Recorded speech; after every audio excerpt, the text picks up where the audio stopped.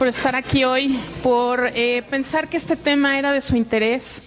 Vamos a hacer un poco aquí la combo español-inglés y voy a presentar a David en un segundito. Tenemos el honor de tener hoy un invitado de verdadero lujo. David Hone es nuestro Chief Climate Change Advisor en Shell. Si no lo han seguido en Twitter, les recomiendo que lo hagan. Por ahí luego vamos a poner su dirección. Y tiene un blog también que les recomiendo muchísimo que lean, que es interesantísimo. David ha estado involucrado en las conversaciones que suceden alrededor de todas las COPs. Esta última, en París, trajo muchos acuerdos consigo y justamente es lo que David quiere hacer hoy, explicar cómo podríamos llegar a un mundo donde se cumplen los acuerdos de París. El año que viene, Escenarios en Shell cumple 50 años y Sky Scenario es uno de esos escenarios que hemos venido trabajando conforme va avanzando el mundo. Acuérdense que lo que hacemos no son predicciones, son escenarios. Simplemente pensamos cómo podría ser un mundo con diferentes variables aplicadas. David va a aplicar todas estas variables esta mañana, les va a contar una historia que a mí ayer me pareció verdaderamente espectacular. Y en un México donde tal vez estamos hoy hablando de cosas que se debieron de haber hablado en 1970, ¿no? Si salvamos a Pemex, si lo rescatamos, si es más fuerte, ¿no? Si salvamos a CFE, cuando deberíamos estar hablando de cosas completamente distintas, y hoy tenemos la oportunidad de llegar a un México verdaderamente muy competitivo, pero desde un punto de vista que creo que nadie está viendo el día de hoy. Entonces, les voy a dejar que David se los explique bien porque la historia la cuenta fabulosamente. Y al final, pues ojalá haya muchas preguntas para que le podamos hacer también al doctor Mena que nos acompaña el día de hoy. Le agradezco mucho, doctor, por estar con nosotros. Y a Blas, gracias, que va a ser el moderador. Los voy a dejar con David en este momento y gracias otra vez por venir. David, it's all yours.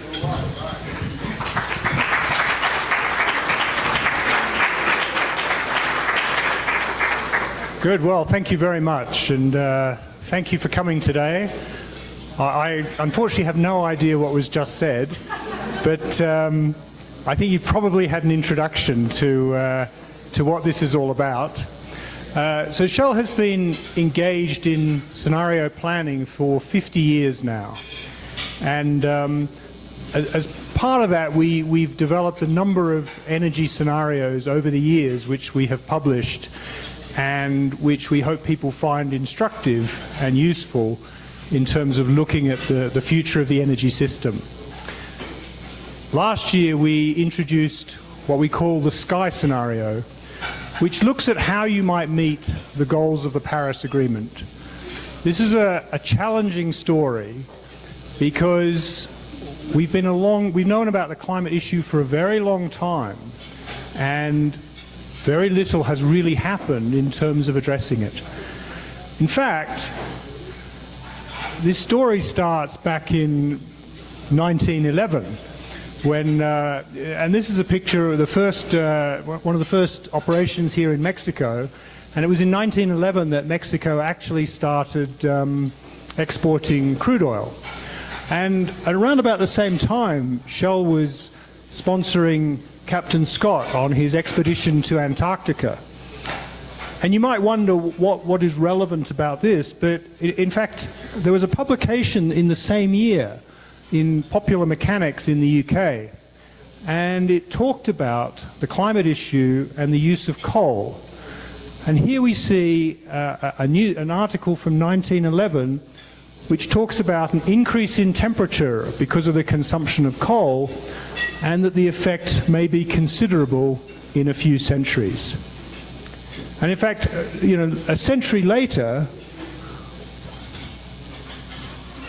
what we see is, in fact, that the effect has become considerable, and that we've already seen at least a degree of warming.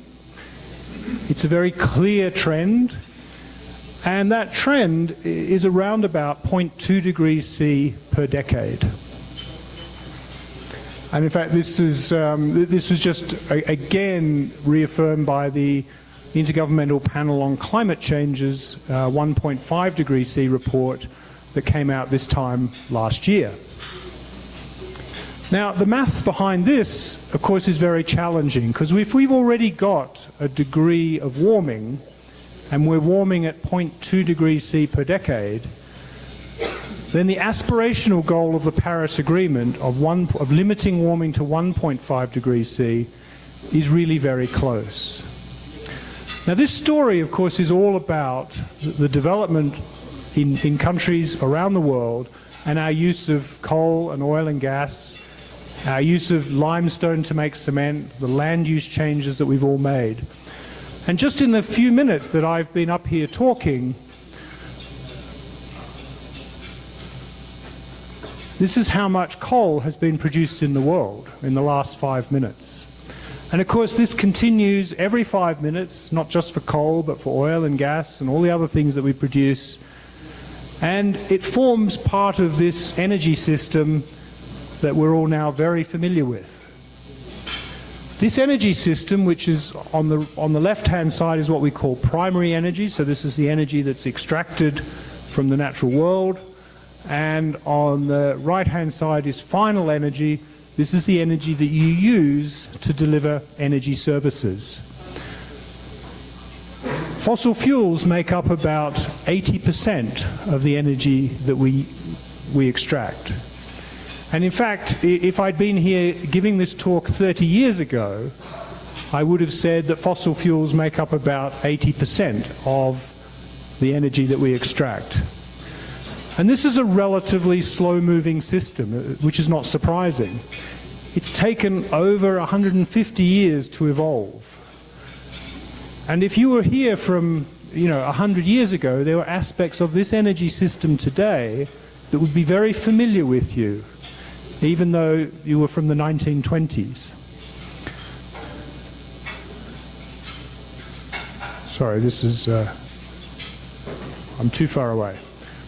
So this is just to put this in perspective, this is the Mexican energy system. It has even a higher dependence on fossil fuels today, around about 90%. And of course, the other thing about Mexico is that it's a heavily industrial economy. So a large proportion of the energy goes into industry and services. But then, of course, you see the same as you see in other economies: passenger vehicles, road freight, aviation. And residential in Mexico is still relatively smaller than other countries. So this issue, of course, of the climate issue came to a head in 2015 with the Paris Agreement back in December of 2015. And the Paris Agreement sets out 3 very clear goals. Now, we probably know the first one, which is holding the increase to well below 2 degrees C and to aspire to 1.5 degrees C, of limiting warming to 1.5 degrees C. We might be familiar with the second one, which is to aim to reach a peak of greenhouse gases as soon as possible. So greenhouse gas emissions are still rising, but you want that to peak as soon as possible. But the third one, which is really a very important one, is one that perhaps almost nobody knows about. And that is, and this is the language of the Paris Agreement, so I apologize for this. It says to achieve a balance between anthropogenic emissions by sources and removals by sinks of greenhouse gases in the second half of this century. And I suspect very few people have a clear idea of what that means. But it is the mechanism by which the top goal is reached. And just to put that in perspective,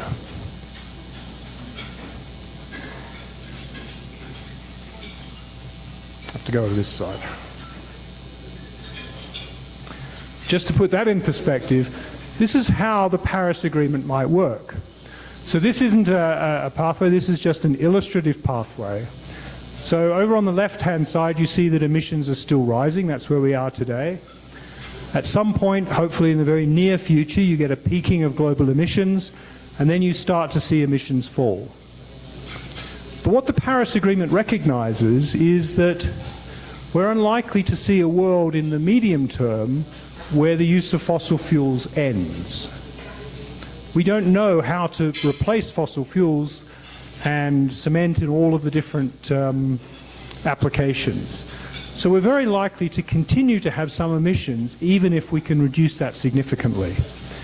And so we have to reach a point which is here, which we call net zero emissions, which is any remaining emissions are balanced with the removal of carbon dioxide from the atmosphere. And that means that we've reached a point where there's no additional, there's no CO2 being added to the atmosphere. And in the sky scenario that I'm going to talk about, we think that this is possible by 2070. Now, in thinking through the Paris Agreement, as I said, Shell uses scenarios, but the first step in any sort of scenario thinking is to understand the big issues that relate to the system that you're looking at. And in the case of the energy system, there are many issues that we have to think about. The first is, where is demand likely to go throughout this century? How much energy demand do we think there might be in 2050 or 2060? And in thinking about that, you have to recognize, for example, that in the Asian region, there's some 3 to 4 billion people moving rapidly from modest income to middle class.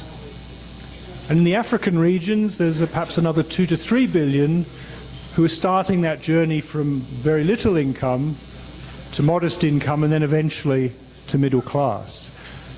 And they're going to require significant amounts of energy for that journey. But all the time we're making more and more efficient use of energy. So perhaps the amount of energy they ultimately use is not as much as we've seen in the past for the same energy services. If you look at economies around the world, the bedrock to many of them is coal, and continues to be. Coal is used for power generation, coal is used for iron ore smelting, it's used in other industrial processes. It's used almost everywhere because it's available everywhere, because it's cheap, it's low technology, and it's used time and time again to get economies going. So how do we deal with that? There are a number of sectors where it's not clear what the solution would be to replace fossil fuels, and aviation is a great example. There's no obvious choice today in terms of aviation as an alternate mechanism for propelling aeroplanes. Maybe very short distance planes could be electric, but certainly not. There's no possibility yet of longer distance and larger planes being electric. But equally, there's a number of technologies that are around, that are sitting around, what we call stalled technologies in the energy system that we know about, we understand, in some cases we've developed, but they're not being deployed. And they can perhaps unlock some of these difficult sectors.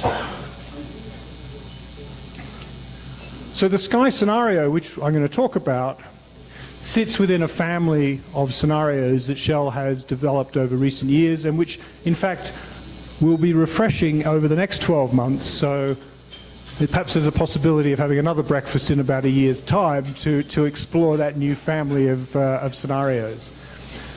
Sky sits at the top right-hand corner of this story, and it's a sort of a unique coming together of governments, technology, society, in a way that moves quickly towards net zero emissions.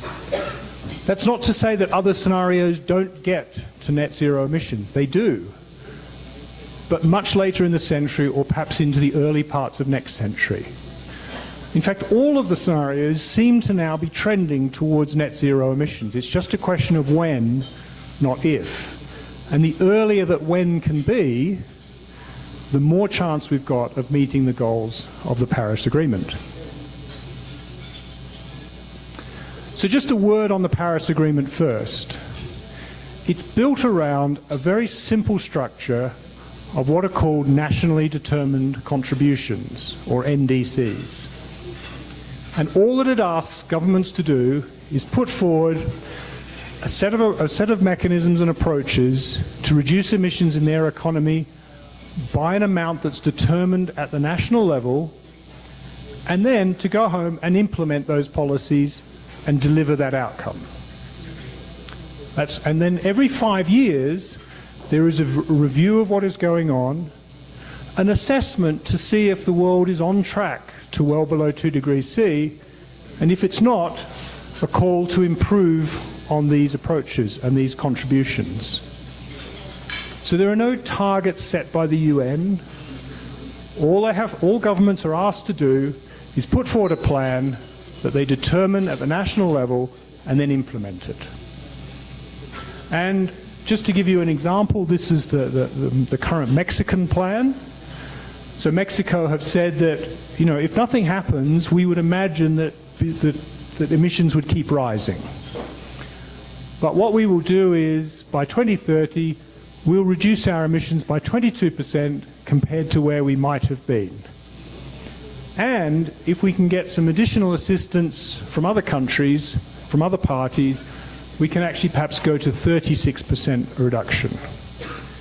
And you can imagine, now these are my notional endpoints, this is not part of the Mexican NDC, but you could imagine that the first contribution perhaps aligns with about 2070, and the second more ambitious contribution perhaps aligns with a 2050 outcome. But that's just to illustrate what the pathway potentially could be. So the Sky story starts with the reality that we're faced with today, which is that if you add up all of the nationally determined contributions from all the countries,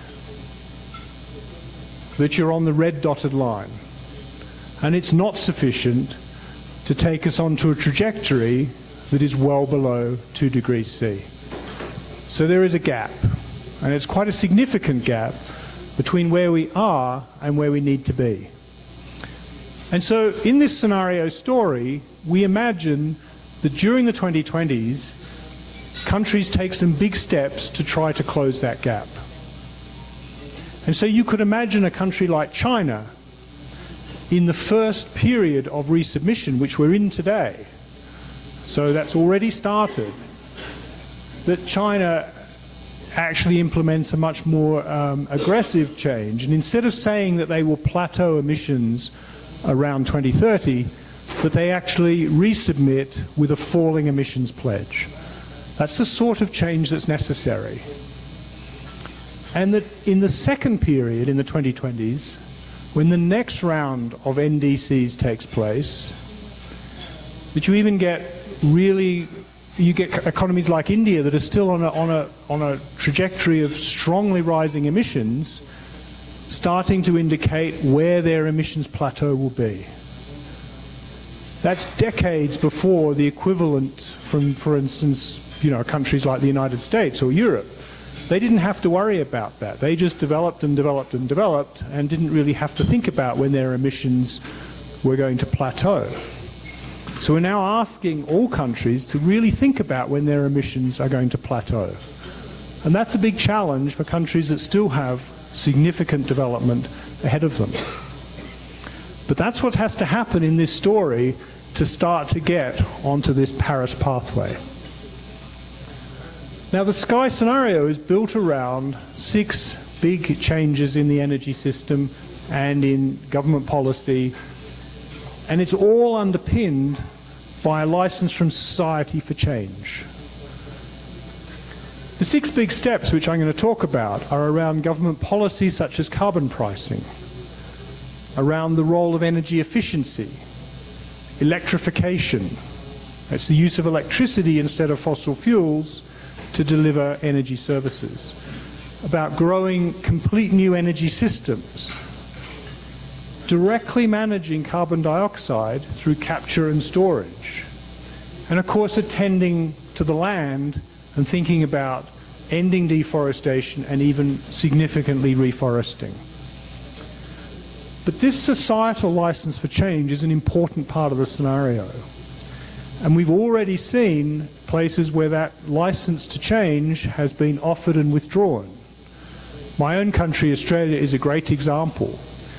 Carbon pricing has been on and off in Australia like a light switch, as different governments have come in and left, and successive governments have just abolished the policies. And they still, after 15 years of this, don't have a proper carbon pricing or government structure around emissions. People keep voting for the other side, whatever that side might be. So let's take a step through these, because each one of these is very, very ambitious. The first one is really around the role of government and government policy. And we've called that carbon pricing because that's the simplest way of showing the scale of change of government policy. Through the 2010s into 2020, we have really carbon pricing exists around the world to a limited extent. Maybe 25% of the global economy is covered by some sort of carbon pricing. During the 2030s, you have to effectively see complete coverage emerge. You have to go from where we are today, which is just a few dollars per tonne of CO2, to something around $40 per tonne of CO2. And that has to rapidly ratchet throughout the century. And it plateaus up around about $200 per tonne of CO2 in the sky scenario, because that's a level that's equivalent roughly with removing CO2 from the atmosphere. So that becomes your sort of ultimate marginal mechanism for balancing emissions. And you wouldn't need to go beyond that. So you can see that that is a very ambitious pathway, and that the 2020s require a lot of government action, because we've delayed and delayed and delayed over the last 20 or 30 years, whilst recognizing that we have to do this. The next step is around big changes in energy efficiency. Energy efficiency is an important aspect of this because it helps to limit overall demand growth. And the reason you want to limit overall demand growth is simply to allow the new energy systems to catch up. Now, we're not even yet at a point where new renewable energy is meeting the incremental demand for electricity on a global basis. In some countries it is, but nowhere, it's not doing it globally. And it's probably not until sometime in the 2020s that those paths actually cross. And so new energy systems are not yet even catching up with the old system, let alone surpassing them and starting to cut into that older system. And the types of energy efficiency changes are really mirroring what we've seen over the last 50 years, and doing it all again, and getting these big step changes in energy demand around industrial processes, around transport, and around the building and commercial sector, around the energy efficiency of the things in your home, for example. The next step is around the use of electricity. If I use electricity to deliver an energy service, I get no emissions at the point where the service is delivered. So if you use gasoline in a car, you get emissions from the car. Yeah? If you use electricity, you don't. And so then I can manage the emissions back where the electricity is generated, either by having no emissions at all, or managing the emissions with technologies like carbon capture and storage. But electrification has been relatively slow. It only makes up 20% of final energy today. And it's only been increasing at about 2 percentage points per decade. In Sky, we need to see that rate of transition triple in the 2020s and 2030s. And in the Mexican economy, it's near a quadrupling of the rate of electrification. And one of the first big changes in that area is the electrification of the transport fleet. Globally, there's a rapid transition in Sky towards electric vehicles, such that by 2050, nobody really buys internal combustion vehicles anymore. And by 2070, you'll certainly have a completely electric fleet. Although in most of the OECD countries, the electric fleet has largely emerged by 2050, if not before. So very, very fast change in the transport sector. Even as transport demand triples over the next 50 to 60 years. But in the heavy transport sector, it's not quite as black and white. Electricity makes big inroads by 2070, but we have more of a mixed outcome between electricity, between biofuels, and between hydrogen. Because these big trucks are hard to move over very long distances with electricity, certainly with the technologies that exist today. But batteries will change, and so certainly electricity will make its way in, but it looks like it will come in more slowly. And in fact, we even imagine that the way in which cars are manufactured changes radically.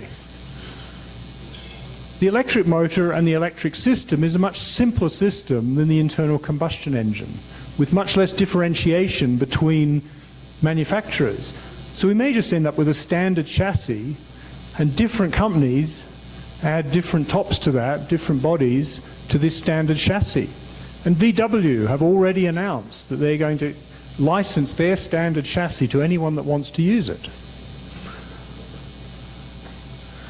The next step is recognizing that whole new energy systems emerge.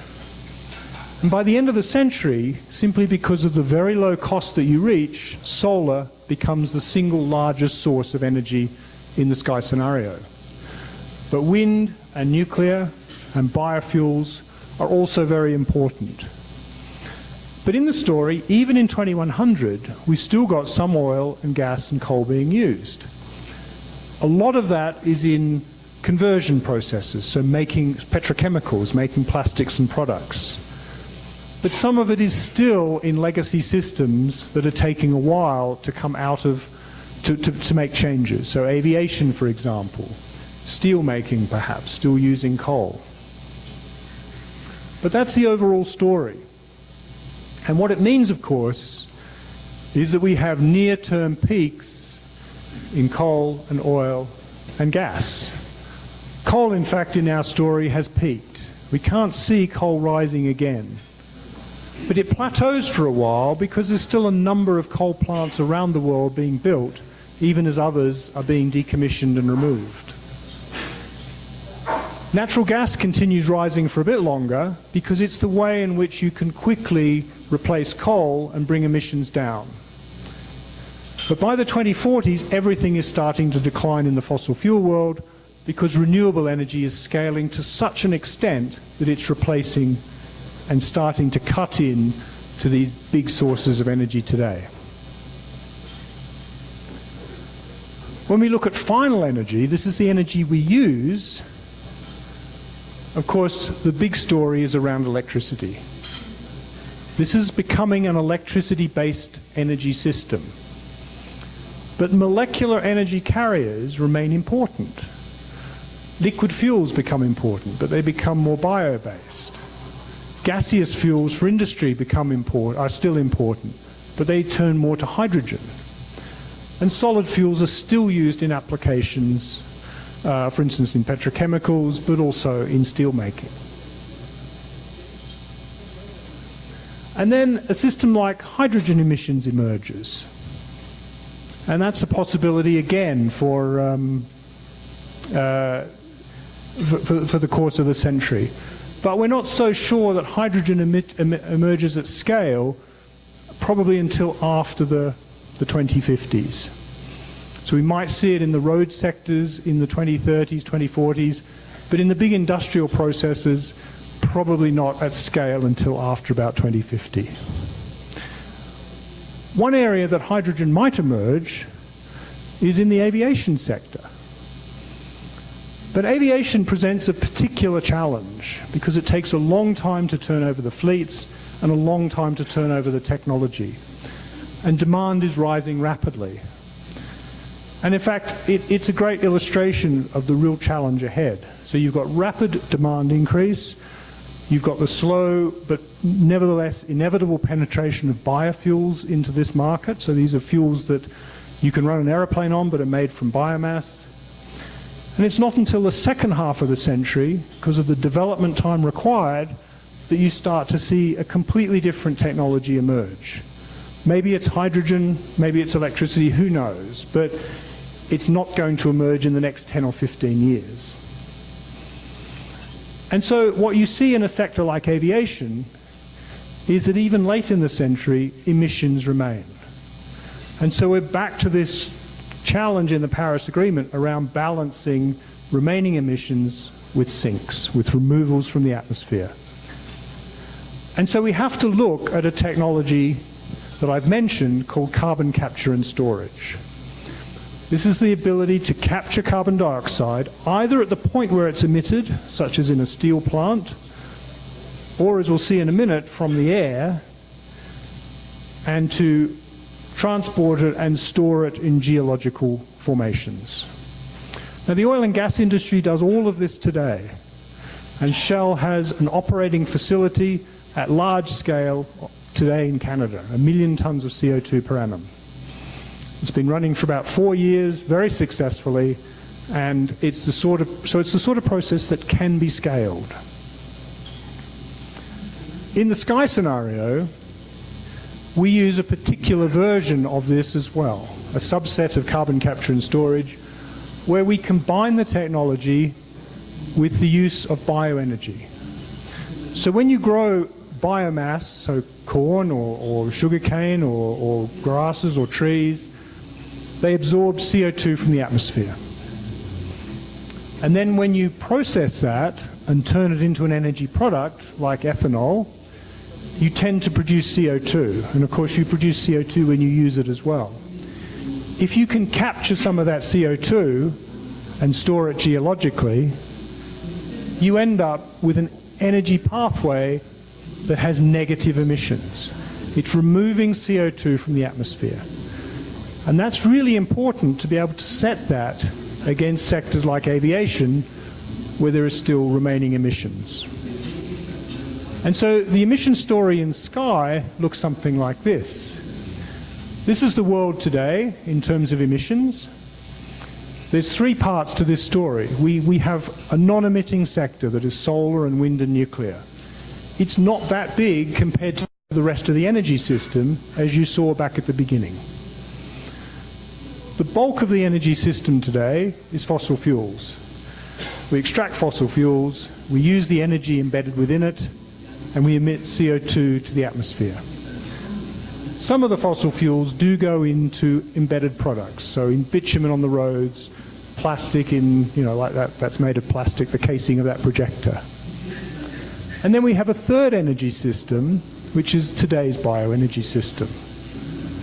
Brazil is a great example, and the United States, corn in the United States, sugarcane in Brazil, they turn it into ethanol, which is used in cars. When the cars use it, the CO2 gets emitted back to the atmosphere again. So it's a sort of a closed loop. By 2070, this is the story in Sky. We've reached net zero emissions. So the non-emitting sector is now very large. The fossil fuel sector has shrunk considerably and continues to shrink. This is not the end of the transition. It's just the point at which you get to net zero. Where fossil fuel is used in industry, there's carbon capture and storage directly applied.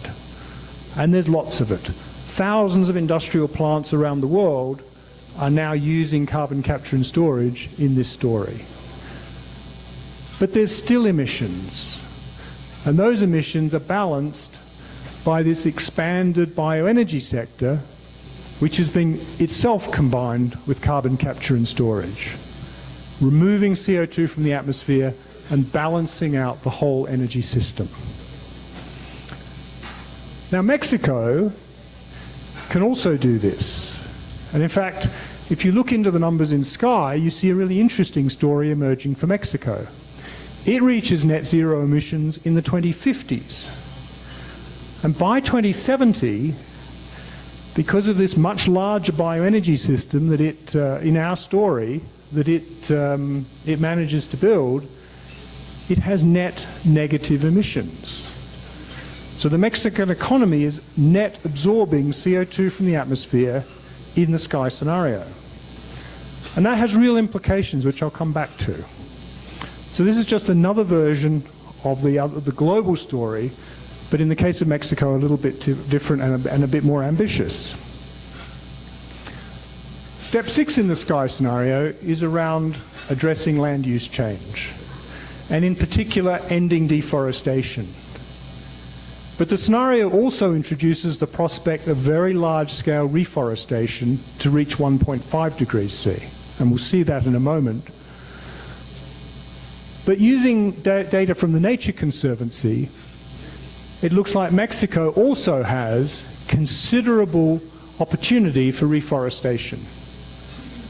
Now, somebody may ask me, where exactly will this be? And that's not my area of expertise. So unless there's somebody from the Nature Conservancy here, I can't answer that. But it's probably in the south, I think. Nevertheless, the area that they have identified is actually a little bit bigger than the area of the state of Chihuahua. So it's a very significant area of reforestation.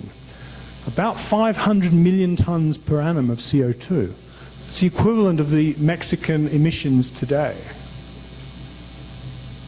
And what it means is that in combination with this negative emissions from the industrial and from the energy system, combined with the possibility of reforestation, that Mexico is a large-scale sink economy, which means that it can develop an export market selling sinks to countries as carbon units that still have significant emissions, or to the aviation sector globally.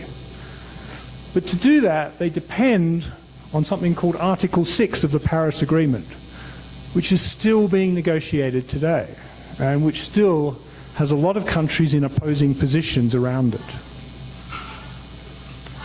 And so we could imagine a world of significant carbon trading in which Mexico is a major participant around getting to net zero emissions. And this is just illustrative. But you could imagine that country B perhaps is Mexico. So you've got country A, which wants to get to zero emissions, but has all this industrial activity and can't reduce its emissions. Maybe that's China, who knows. Country B has the opportunity for lots of negative emissions, but why would they do it? There's no, they don't need to do it. They've already reached zero. Who's going to invest in it? There's no necessity for it. Country C in this example is one that's looking for more opportunity just to develop its economy. And then there's a sector that sits outside of all this, the aviation sector, that also wants to be at zero, but clearly has no idea how to get there because they run all their planes on hydrocarbon fuels. Now, I'm not going to go through all the steps, but the end result is that through these international transfers of sink units representing negative emissions, investment flows into country B so that they can sell these negative emissions to country A and country C and the aviation sector and benefit from this overall capacity and bring the whole world to net zero emissions.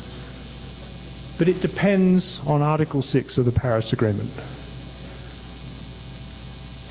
And so these are the sorts of things we need negotiators to think about as they head towards COP25. And that's in Santiago in a couple of months. So coming to the end of this story, the Sky scenario sees emissions fall rapidly and pass through net zero emissions in 2070. The other scenarios that surround it, which I showed you back at the beginning, they also get to net zero emissions, but somewhat later. So they don't get well below 2 degrees C, but they don't leave us with just emissions rising. Emissions are falling in all of these scenarios. And we worked with MIT to assess the climate impact of this story, because we can model energy systems, but we can't really model the climate. So we use other centres to do this. And Carlos is going to talk about a great center here in Mexico that has the capacity to do this. But we talked to MIT, and they showed that the sky scenario comes in between 1.5 and 2 degrees C as a middle point, and there's an uncertainty around that. They also showed that if you include this large reforestation, so this is significant, this is an area the size of Brazil globally, and we saw earlier that the Mexican contribution to that is an area the size of Chihuahua, then you get to the 1.5 degrees C. But that's a real stretch, this level of reforestation. But it is possible, and the opportunity to do it has been identified by the Nature Conservancy. So finally, we get to the transition in the energy system itself. Here we are today, you know, this is a fossil fuel backbone system. And really, to be fair, the world runs on oil, literally. By 2070, and as I said, this is not the end of the story, it's a transition point, we've gone to a system that's largely run on electricity. This is possible, but it requires an alignment of social desire, political desire, and technology, and the technologies are there. Do not think there's nothing in this picture that requires technologies that don't exist. Yeah? So this is possible, but it's very rapid. And for Mexico, as I said, here's the transition just before 2060. And again, look at this as a story, right? This is a potential story for Mexico. It's not a forecast, it's not a prediction, it's a potential story. But the resources to do this exist and are available today. And there are lots of little interesting anecdotes. Even in the sky scenario, Mexico expands its nuclear power generation. Not very fast, but nevertheless, it features in the scenario as something that re-emerges in the 2030s and slowly expands out to about the 2090s. It's not the biggest part of the energy system, but it's an important complement. And as I said, there we are, there's Mexico CO2 neutral in the late 2050s. And just to put that again in sort of visual form, by 2070, you know, this is one of the largest solar facilities in the world in California. You could imagine 1,500 of those dotted around Mexico for solar. Something like 36,000 of these big wind turbines. Imagine around 200 big carbon capture and storage facilities throughout Mexico. These can be done, but it's quite ambitious when you think about it from today's perspective. So very finally, you know, people always come back, well, what about Shell? What are you doing? Our company is also shifting as well.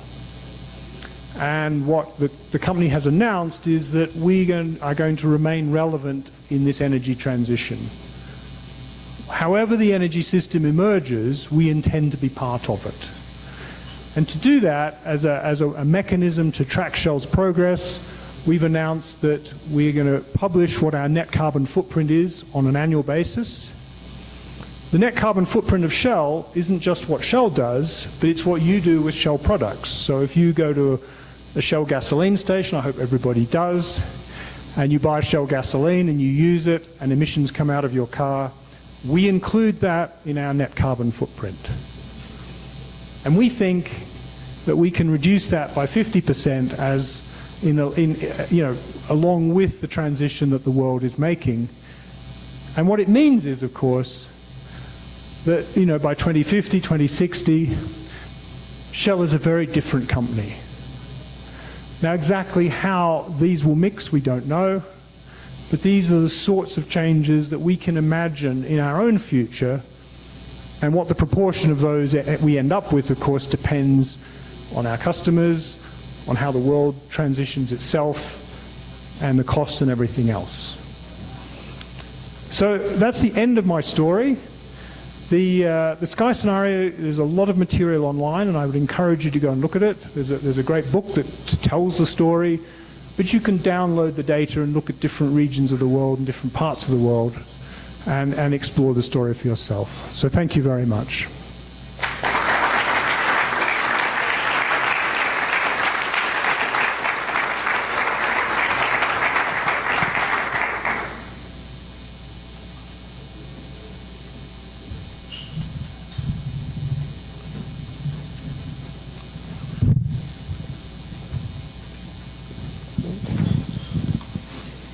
Thank you, David, for this extraordinary presentation. Just to start the discussion, I have a couple of small questions.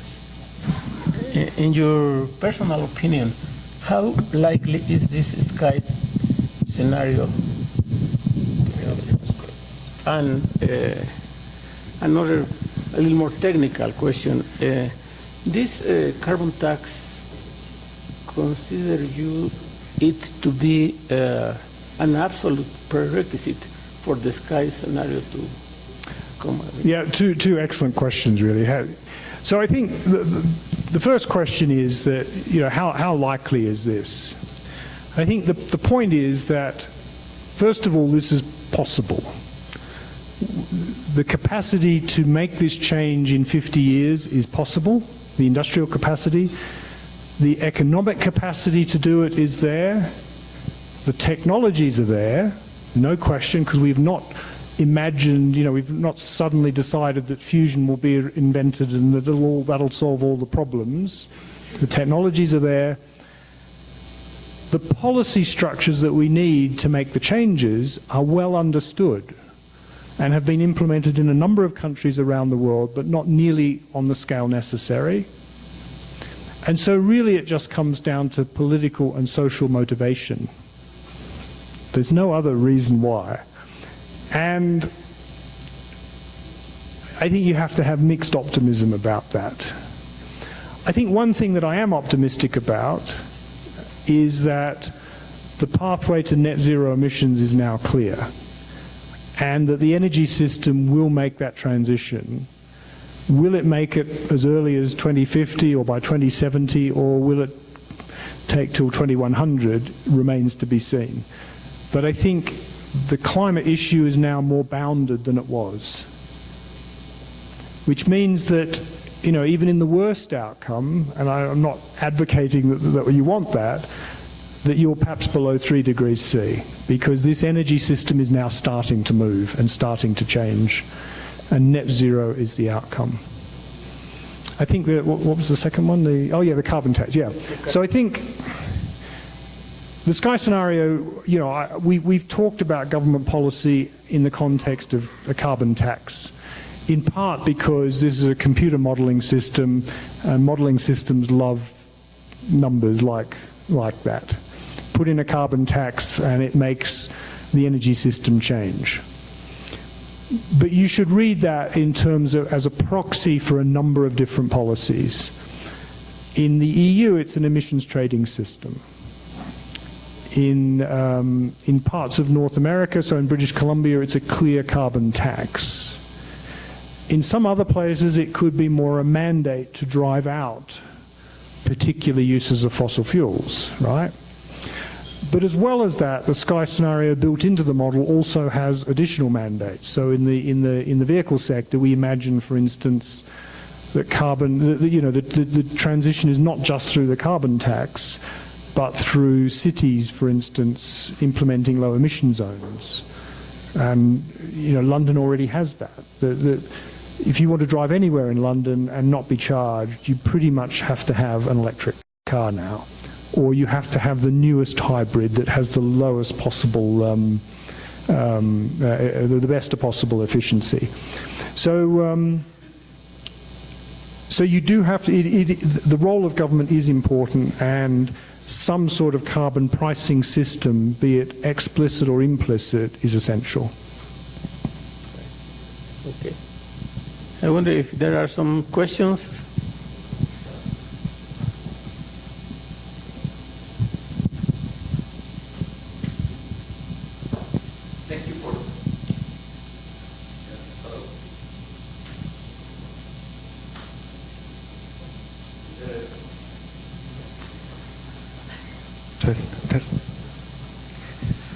Thank you for the hope that you bring with your presentation, and you began saying that there's always some resistance to this type of change, and at the same time you presented that there's a road built through technologies that are available today.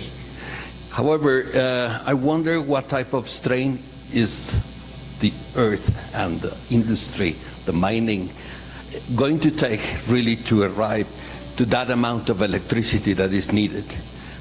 Whether we will need to store the electricity, whether we will continue depending on transmission lines, or what are the limits that we don't live today with, that we will have to jump or to get through for eventually to envisage that this is viable. Great question. So I think there's a couple of things. There is perhaps one big underpinning assumption in Sky, and that is that the cost of electricity storage falls significantly. But that is very clear today. The cost of battery technology is falling significantly. But in terms of grid scale storage or managing a larger grid, I think it's going to be a combination of several things. And I think there are three pieces to the puzzle. One is some level of storage, be it pumped hydro or battery storage. These both exist, although not at huge scale today, but they nevertheless exist. Pumped storage does exist at very large scale. The second thing is, I think you can imagine a much more interconnected grid with longer transmission lines. And that technology exists today at very large scale in China. The Chinese state grid have really excelled in building thousands of kilometers of ultra-high voltage, long-distance transmission. And in fact, there's a wonderful presentation that the state grid that I've seen them give, where they say that this technology is moving so rapidly and changing so quickly.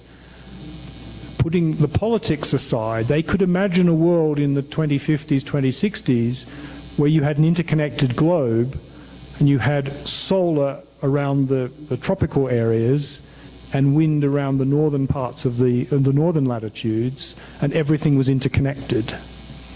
That's how fast they think that type of technology is growing. So I think a combination of more local storage, long distance, more integrated grids is the way around this, so that even the intermittency then of solar is underpinned by longer distance connections. But this is a world in Sky in which the political issues around long distance interconnection would have to be resolved. Some countries will not like the fact that their nighttime electricity is actually provided from somewhere else because they worry about their energy security. So there's some big political issues to tackle if that's the route we're going to go. My personal view on this is that, people talk a lot about microgrids and local generation. And it feels to me that it's a little bit like the way people talked about distributed computing back in the 70s and 80s, where they imagined with the arrival of the personal computer that nobody would have mainframes anymore and that everything would be done locally. And we went through that for a while, and we're back to the point that your iPhone, your smartphone today is completely useless if it doesn't talk to the cloud. And the cloud's situated in places like Iceland, where the data centers are easily cooled. And so, this idea of long-distance transmission is with us already, and we just don't think about it. The fact that you talk to Alexa or Siri on your phone and rely on it giving you an answer is because a data cloud in Iceland processed your voice, and we don't worry about that so much. We don't think about it in terms of security of supply. We do worry sometimes about data ownership, but nevertheless. So we've, the data system has gone to sort of from mainframes to distributed back to global centers, and you wonder then perhaps the electricity system might do the same.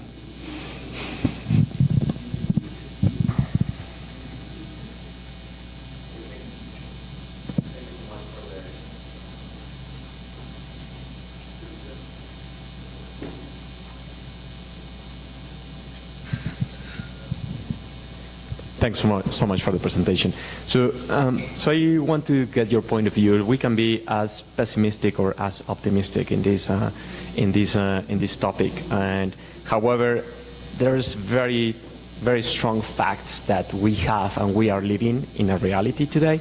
And there are so many, right? So the first one is, say, for example, so we are moving into more natural gas economy, but natural gas is, so sometimes people think that natural gas is much cleaner than oil. It's really not. The emissions from natural gas are just a tiny bit less than oil. The second one is there are so many changes in government policies that, so for example, in this country, the renewable projects have been, stalled or paused for a bit. The third one is, I feel we are getting into this vicious or scary cycle where climate change is creating more areas where you need more heat and more air conditioning. So then you become that the more the earth warms, the more energy we need. So it's not over the typical energy demand projections that we used to have before. They were, considerably, accurate. Now that we are entering a cycle where we are hitting the earth, and then we need more energy because of that, and we are seeing more events like that. So there's so many different things, as you said. And another, the last thing that I feel there's usually a confusion is sometimes we feel that, okay, if we electrify the cars and like if we power our houses with solar panels, then that's the solution. Really is not, right? So electricity is only one part. There's a huge other piece of the energy system where all the byproducts, by oil, by coal, by gas, like the industries, all that is not purely electricity. They are inputs to the industry. So yep. So some really good points there. I think just very quickly I think on natural gas, the real benefit in natural gas is in electricity generation. So if you switch from coal to natural gas for electricity generation, you would typically see a 50% reduction in emissions. But I agree with you, on a ton-for-ton basis, when you burn a ton of natural gas versus burning a ton of coal or a ton of oil, the emissions are not that different. But natural gas is very efficient in electricity generation, and that's where you get the initial rise in natural gas in Sky, but then it starts to fall rapidly because of the accelerating growth in renewables.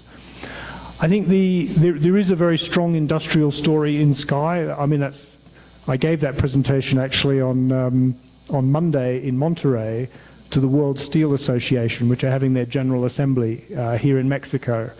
And well, it's a different presentation, so you'd have to come to another breakfast to hear it. But so what happens in the industrial sector is three key things, or four actually. The first is that you get more and more electrification of industrial processes. And one of the interesting things I heard at the Steel Association was the application of electricity in the steel sector, but even in the production of steel of iron from iron ore by electrolysis. This is something that's being tested now. So you wouldn't see that till later in the century. The steel sector is also looking at the use of hydrogen for iron ore smelting, and there's a pilot plant being built today in Sweden to demonstrate that technology. And one of the other big companies was there saying that they're going to convert one of their natural gas smelters to hydrogen. So there's things going on in that sector. I think, as we've demonstrated at our facility in Canada, you can take industrial facilities, and ours is a hydrogen manufacturing facility, and you can add carbon capture and storage to it and effectively get a near zero emissions process. And so we have done that in Canada, and there are a couple of other examples around the world. So there is an industrial story within there, and then the fourth piece was biomass, and then also substitution of products and recycling, the more circular economy. All of these things have to play into the industrial sector in the Sky scenario. So it does, we did think about it. And the last one, in terms of energy demand, one of the things the energy modelers like to do is to try and think of new and imaginative ways in which the world uses energy, because we want to stress our own system to see, what's possible. And I agree with you. At the same time, of course, as we're using more and more air conditioning globally, it's also becoming much more efficient. I can still remember, and I don't know why, but I guess because I was so surprised. I lived in Australia when I was a child, and of course cars didn't have air conditioning then.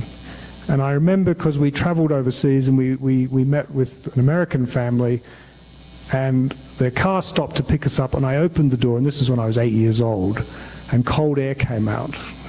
And it's probably why I still remember. I was so astonished that you could have air conditioning in a car, and yet today you can't buy a car that doesn't have air conditioning.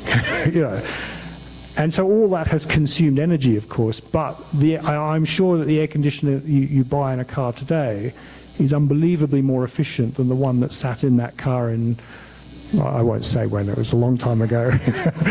But yeah, so that's, so there are balances, but of course, in making the air conditioning more efficient, everybody now uses it. And that's one of the issues around energy efficiency, which we've also tried to model, that it has enormous rebound associated with it.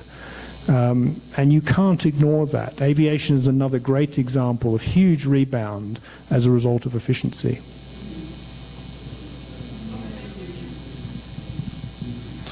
Hello, my name is Rafael Monroy from MBE Cleantech. Oh.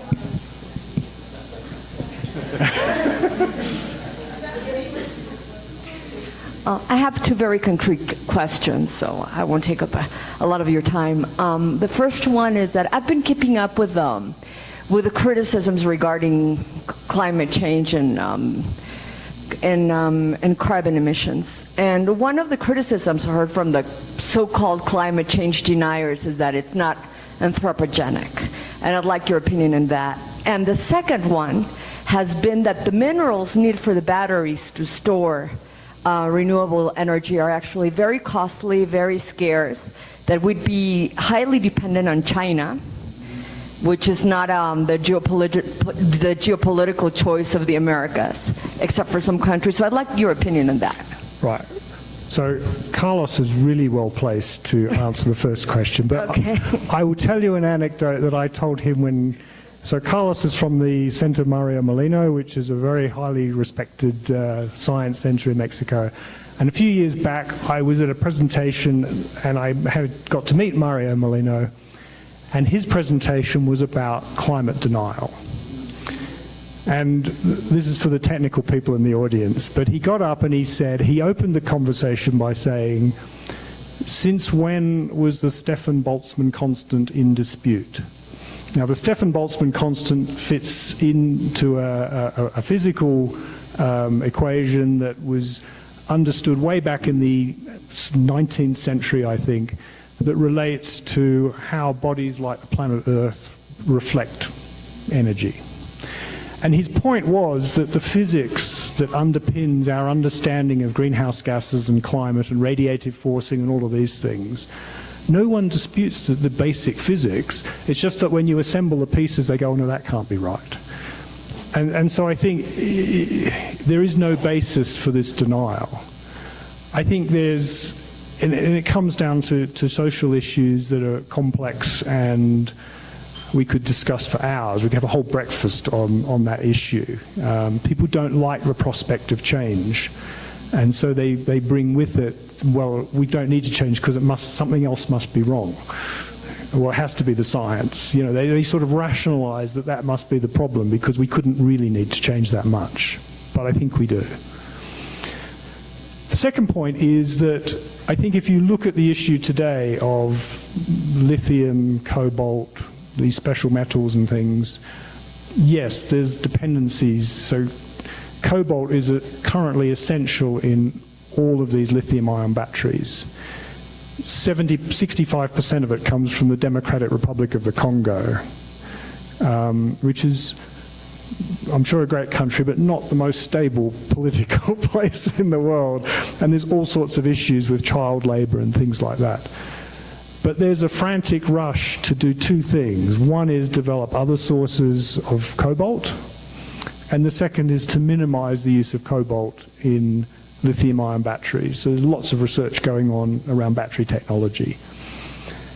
Lithium seems to be in sort of wide availability. I think initially it was thought thought it was all going to come from Bolivia, but that's not turning out to be the case. It's widely available. And I think even the rare earth metals, yes, heavily dependent on China, but there are other deposits around the world that are being looked for and looked at. So I think given time, that will change. And this used to be the story, you know, only 10 years ago, 15 years ago, this was the story of oil. Oh, oil's in decline. We're all going to be completely dependent on the Middle East again. Oh, it's a disaster.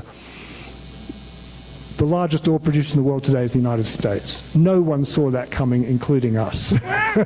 So don't be surprised, I think is my answer. Did you want to say anything more on the climate denial? Well, Dr. Molina has actually a presentation about these climate deniers.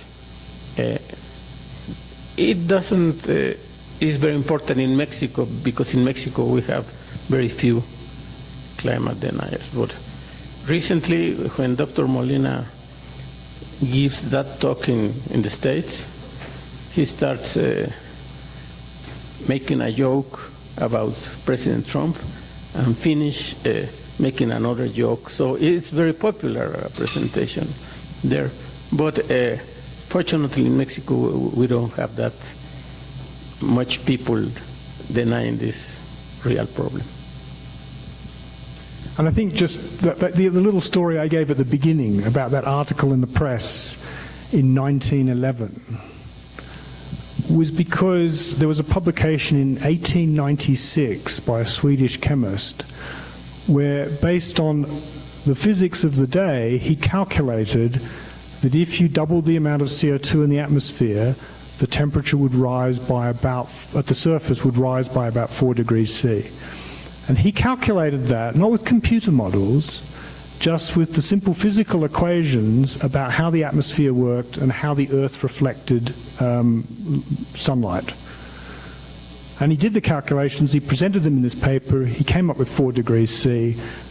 The calculations that he did are still today the underpinning basis of the models that we use. And nobody was disputing anything then. It's only because the issue of change came along that people started disputing something that had never been disputed. Pleasure. Hopefully they don't yell at me again. I'm Rafael Monroy from MBE Cleantech. Thank you for your presentation. My question is specifically about sustainable aviation.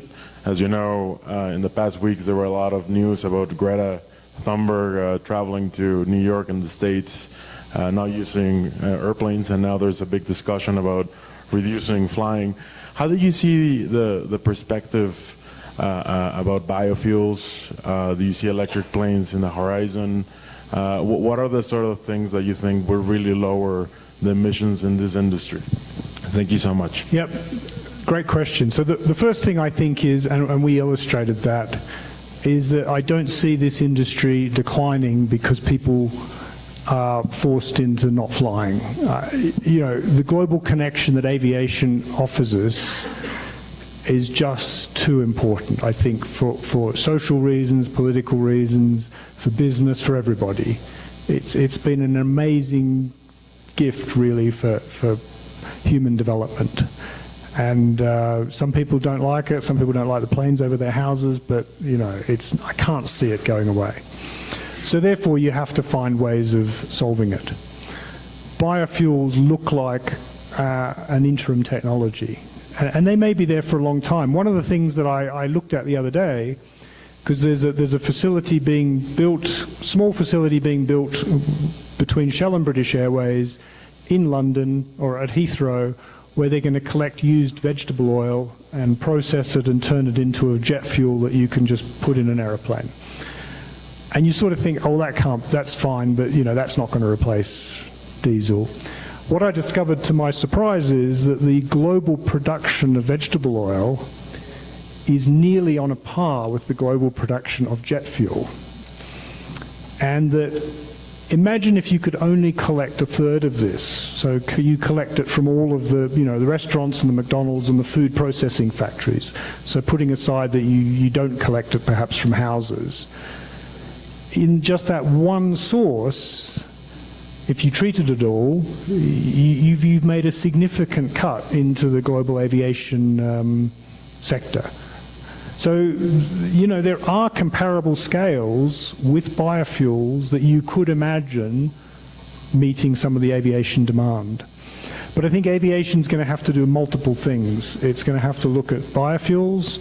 It's going to have to look at some distant technologies, short-haul electric perhaps, longer haul, we imagined hydrogen, but that's not for till the second half of the century. And they're going to have to look at CO2 removal to balance their emissions. And that exists today, but not in very large scale. And in fact, the aviation sector, under the auspices of ICAO, which is the International Civil Aviation Organization, have embarked on a program to keep emissions flat at the 2020 levels, and they're going to do that through efficiency, through biofuels, and by offsetting in the trading markets using like the Article 6 of the Paris Agreement that I talked about. So they recognize that this has to change. And in fact, British Airways just announced independently of all of that they're going to start offsetting all flights themselves. Hi, good morning. Here, just behind here. Hi, thank you for your presentation. I really appreciate the information. My name is Dalia, and my question just goes linked with, you know, like the situation nowadays about the public policy with climate change.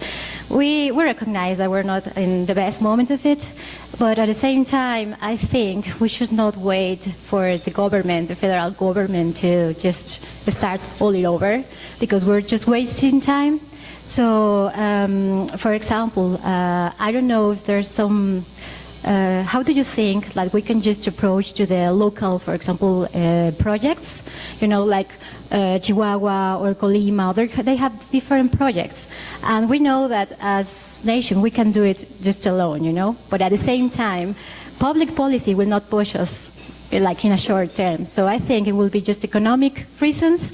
So, for example, there's projects to just get involved, you know, the platforms offshore, but they are just impulsed or pushed by renewable energy, like wave energy, just in the sea. So, for example, small businesses like that maybe can just start pushing, you know, like the economic interest, just leaving kind of behind the national policy. Thanks for the question. I think that it touches on an important point, which is that whilst we think that, you know, big policy structures will be important, we shouldn't dismiss what is happening at a local level. And what we've seen already is lots of cities around the world starting to deal with the climate issue directly through transport initiatives, through building efficiency codes, through you know, all sorts of steps that cities are taking. There's lots and lots of companies starting to take independent action. So many companies, for instance, are adopting what are called science-based targets, where they're pledging to reduce their emissions on a pathway that looks like the one that you see on the Sky scenario. And even Shell, you know, I talked about our net carbon footprint, which is aligned with the Sky scenario. So I think this combination of cities, businesses, big and small, it's not just big businesses taking science-based targets, lots of small companies are doing this as well. And even individual actions through local communities is starting to add up. But I think there's still a reliance on big system change. So for instance, it's unlikely that local actions and cities will see the development of carbon capture and storage. That's probably going to have to come through big government, or not big government, government policy at the top level. So I think there's elements of this that can accelerate the change, but I don't think you get there without the the major policy changes as well. Sorry, thank you very much. Just one comment about it too. I'm really interested in, for example, international cooperation. For example, the International Energy Agency in here, honestly, I think it needs a lot more strength.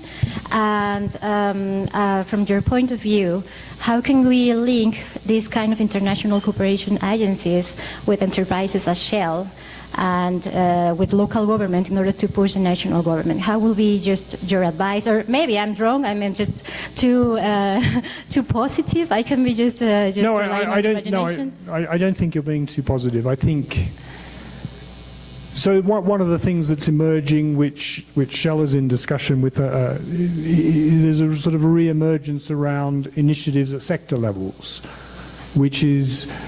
So like the aviation sector, which I talked about, that's international cooperation led by the UN, but really relying on individual airlines across many countries. So I think those sorts of changes are starting to happen, but there's not many of them yet.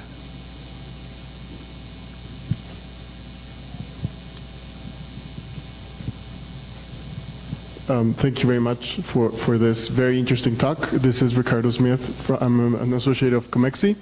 And I think given the recent examples of what I consider incorrect policy decisions, not only in the US, but also in this side of the border, in terms of renewable energy, carbon pricing, which is non-existent in the current administration's agenda, I see very difficult for many of these policy assumptions to happen.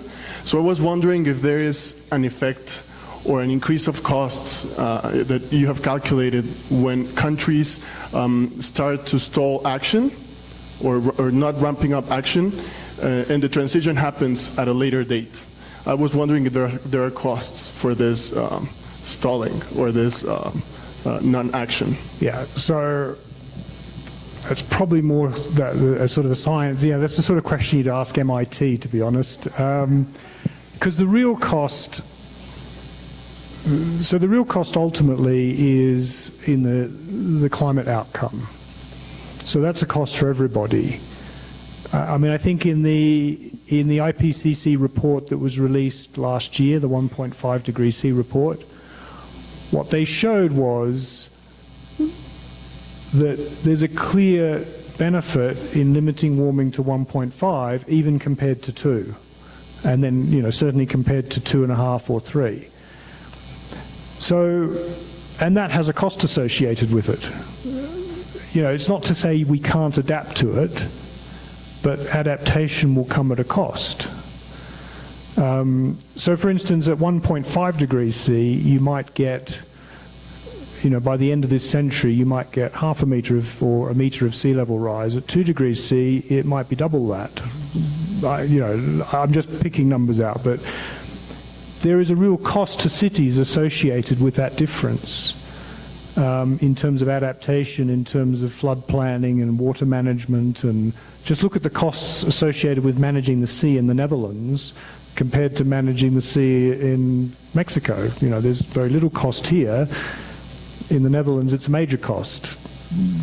I mean, they know that because they built the country below sea level, but you would see then more cities that were potentially below sea level, and they would have to incur the sort of costs that Amsterdam and Rotterdam have got used to, but nevertheless are real costs.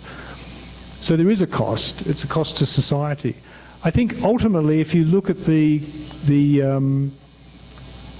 cost reduction in technologies like solar and wind, it may well be that by the time you get to the 2040s and 2050s, your energy system is more expensive than it needs to be because you didn't implement solar and wind.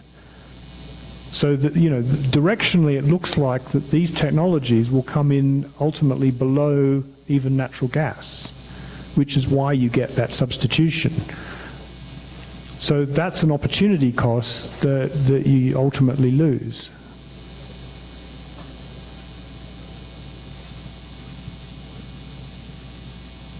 I think there was one more question in the middle here. Oh no, sorry. Thanks for your presentation. It's been very enlightening, and thank you for addressing the aviation sector, which is where I come from. Now, my last two colleagues had questions very similar to mine. Do you really see the cost of technology going down so it can be massively used? Hydrogen is particularly very expensive, and electric cars, if it would be more accessible, all of us would be driving them. So how do you see that in the future? Well, I think we've seen it time and time again with almost every technology that comes along, and we in Shell don't anticipate it will be any different in the energy sector. I mean, I was just talking before about air conditioning in cars. In the 1960s, you know, this was a luxury. This was expensive technology to put into cars. Just a few of the very top models came with an air conditioner. Now, as I said, you can't buy a car without it. It's just expected that it's there. And that's because the cost has come down so dramatically. So why wouldn't we? And that's because of two things. It's the scaling of the manufacturing, and as you scale the manufacturing, you just refine the process further and further and further. You know, the technology behind the air conditioner hasn't changed a lot, a little bit, but the manufacturing of it has turns these out at probably a few dollars each for the units, whereas they, you know, even being able to build one that fitted in a car in 1960 was probably challenging. So I think there's lots and lots of areas where you look at manufacturing scale where costs have come down. And I don't think there's any reason to think that will be any different. Even hydrogen, I mean, there's two levels of cost for hydrogen today. You can manufacture hydrogen from natural gas at, I can't remember the number, but it's pretty low. And even when you add carbon capture and storage onto that, which we did in Canada, you don't markedly change the cost. Then there's hydrogen from electrolysis, which is still relatively expensive. But these are just big boxes that you manufacture, and so you can see that as electrolysis demand grows and grows and grows, that the cost of manufacturing these they're going to be like air conditioning units. It's just going to fall, I think. And they're going to be driven by cheaper and cheaper electricity coming off marginal solar. So I think there's every expectation. I mean, this is not a guaranteed outcome, but there's every expectation from what you see today that these costs will come down. I think this guy here was next, in the middle here. Yeah.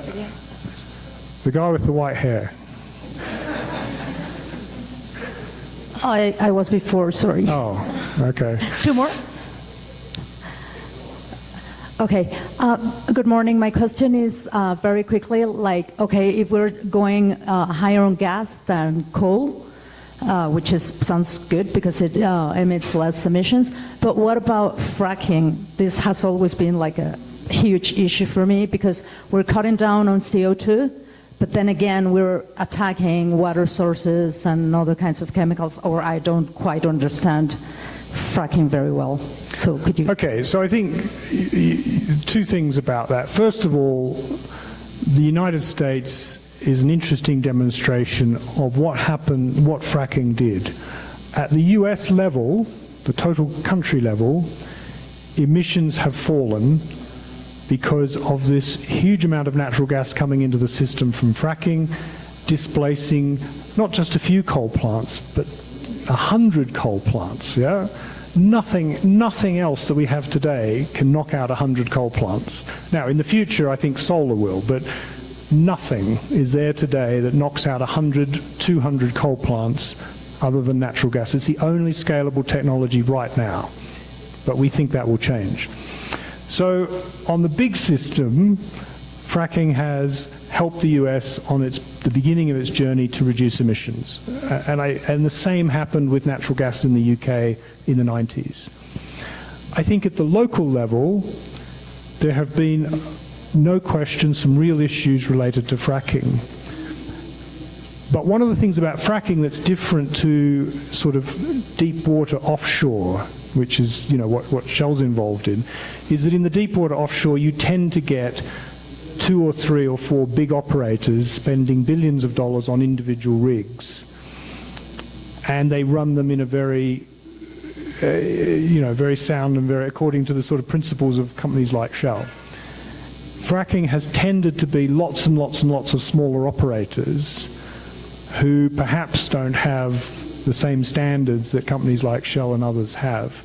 But what's also happening is that industry is consolidating, and many of the small operators are being bought up by the larger operators, and so you're ending up with, Shell and Chevron and BP and a few others doing a large amount of the fracking, and so the standards will change rapidly to the standards that we impose. And the standards we impose are at the top end of what the industry requires, because our reputation is on the line.